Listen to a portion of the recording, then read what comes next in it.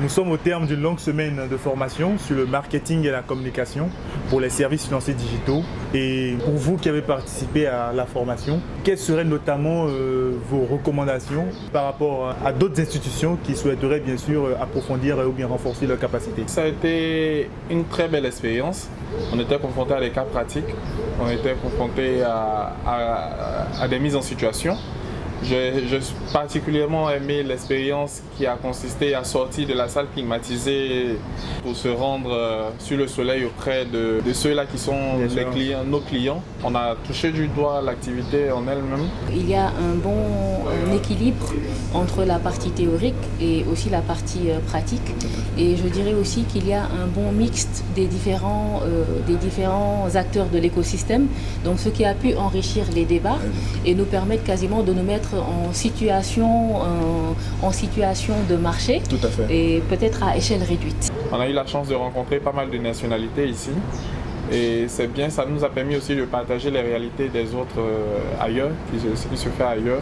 Et on profite de cette occasion-là aussi pour pouvoir nous enrichir des expériences des autres, pour pouvoir améliorer et puis établir en même temps des partenariats aussi. Ce que j'ai retenu de cette formation sur le marketing, c'est que après plusieurs années dans le secteur du marketing et de la communication, on se sent en fait qu'on sait tout sur nos clients, on sait tout sur leurs attentes, alors qu'après avoir passé une semaine de formation, on se remet en question maintenant. Est-ce qu'on sait vraiment nos clients? Est-ce qu'on sait vraiment à qui on s'adresse?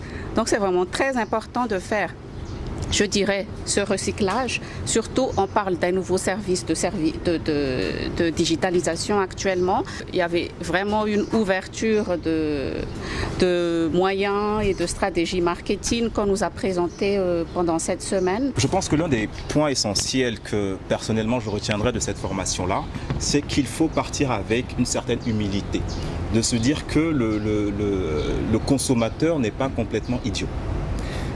Il faudrait que nous soyons en mesure de pouvoir adresser des messages vrais, authentiques, gagnant-gagnant avec ces populations-là, aller dans l'innovation, dans l'empathie.